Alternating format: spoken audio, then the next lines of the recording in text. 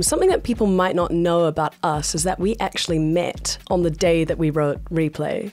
Yes. Isn't that crazy? Yes, hence why I was so stressed. Why, though? I've been a fan of yours since, Settle Down days.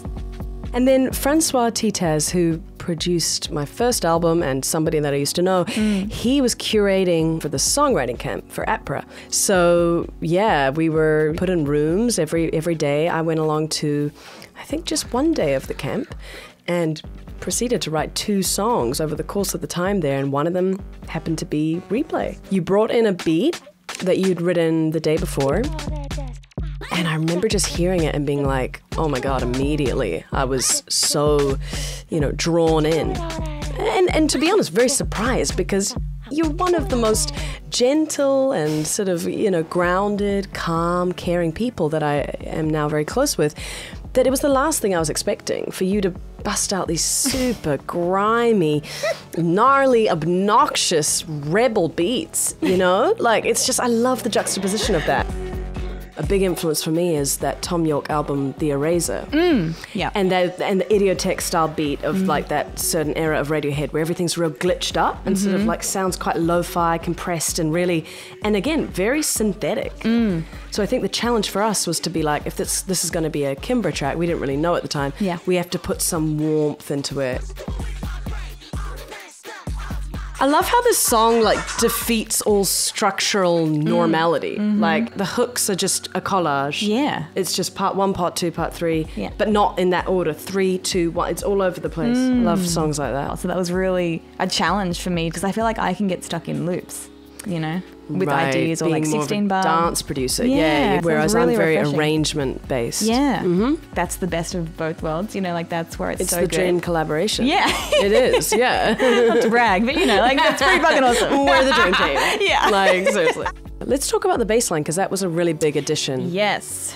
So Taylor Graves wrote this incredible bass line.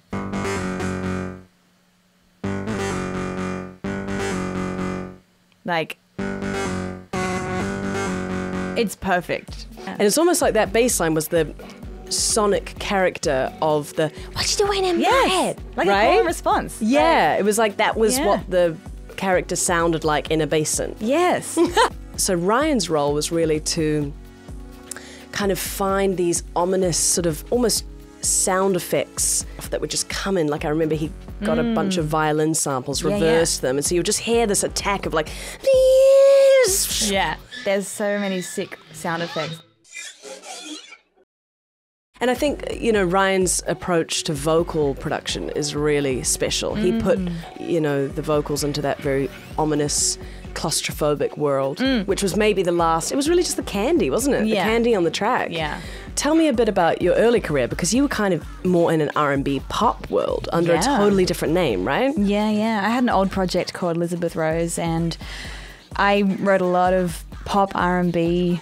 How did you move into making such weird music, though? I think, growing up, I listened to a lot of dance music that was very abrasive. Like the Chemical Brothers is one of the biggest influences for me. And then there's The Knife, the Swedish duo. Totally. Crazy production. That makes a lot of sense. Yeah. So I guess I've always been drawn to that, but I reckon I never had the confidence to explore making that kind of music. I don't know, I think it got to a point in my career where I released an album and it didn't go as well as I'd hoped.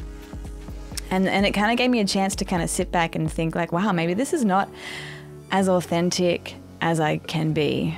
Authenticity and confidence are 2 words that I think are really the backbone of Replay, because I was finding my confidence as a vocalist too after recording Primal Heart, releasing it, and then in 2019 opening back up again to, all right, what's the next record? What do I want to say now? And you and I have gone on to make so much music since this. And I think it's when you find that click of influences where I'm going to sing something that is going to connect with you. Yeah, you're a total nerd like me. Like, you're just such a geek. I love it. Guilty! As the producer and co-writer of the song, what does the song mean to you?